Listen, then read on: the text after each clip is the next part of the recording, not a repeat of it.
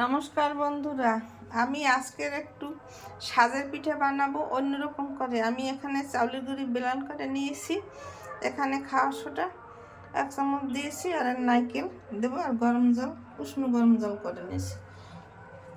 এখন একটু আধা চামচ লবণ দিয়ে দিলাম,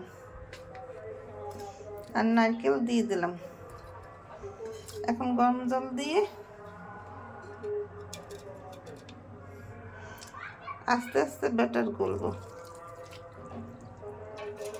এর মধ্যে পিঠা, এর মধ্যে একটু তেল দিয়ে দিলে সাজে পিঠা আটকে ধরে না, দেখতে সুন্দর লাগে। 2 মিনিট পর ফিরে আসছি, পিঠা গোলা হয়ে গেছে। এই দেখুন, এইভাবে গুলতে হবে, নারকেল দিয়ে দিলে এইভাবে গুলতে হবে, বেশি ঘনও না বেশি পাতলাও না, মোটামুটি সাইজ। এখানে আমি সাজ দিয়ে রেখেছি আধা ঘন্টা হালকা মিডিয়াম জালে। এখন জাল একটা না সমান জল দিতে হবে। আর এখানে আমি লবণ জল ভিজিয়ে রেখেছি, এই লবণ জল দিয়ে শ্বাসটাকে মুছে দিতে হবে। মুছে দিলে পিঠা সুন্দর হবে।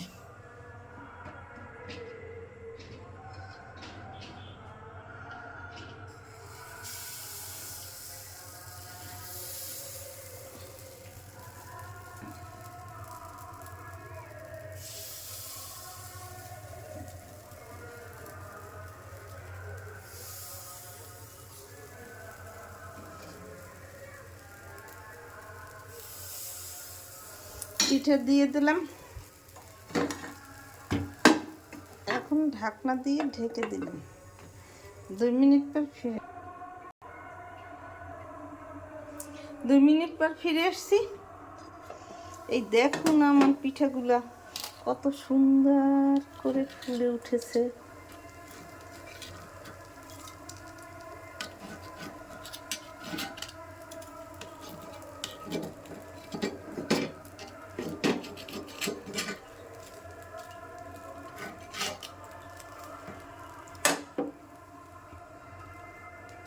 এখানে দেখুন অনেকগুলা পিঠা ভাজা হয়ে গেছে। 2 মিনিট পর ফিরে আসছি। 2 মিনিট পর ফিরে এসছি। এখানে আমি দুধ ছেঁকে জাল দিয়েছি, আর এর মধ্যে সামান্য একটু খেজুর গুড় দিয়েছি রঙের জন্য, আর একটা তেজপাতা দিয়েছি, 1 টুকরা দারচিনি, 1টা এলাচ দিয়েছি। এখন আমি চিনি দিয়ে দেবো। দুধ উতরিয়ে গেছে, আর 1 কাপ চিনি দিয়ে দিলাম।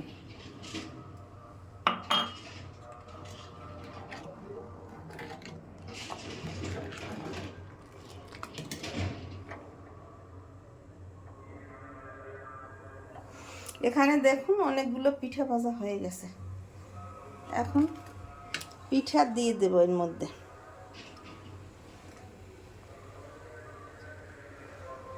কত সুন্দর পিঠার ফোর উঠেছে দেখুন, দেখতে কত সুন্দর লাগছে, ফোর টুপ টুপ করে।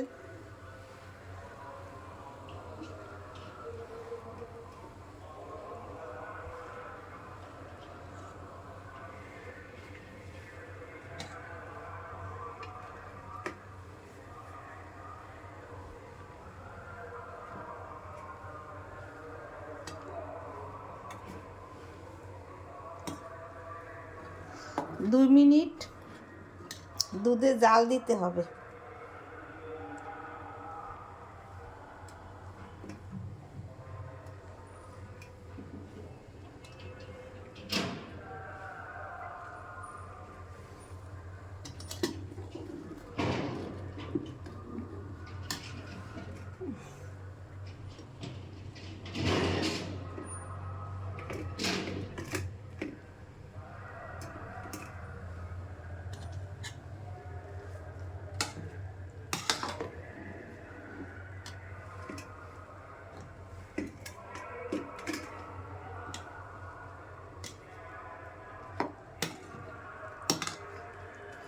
দুই মিনিট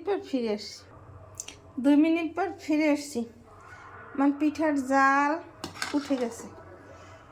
দেখুন এই যে দুধ উতরিয়ে গেছে, 2 মিনিট জাল হয়ে গেছে। এটা একটু পরে ফুলে পঞ্চি আকার হবে।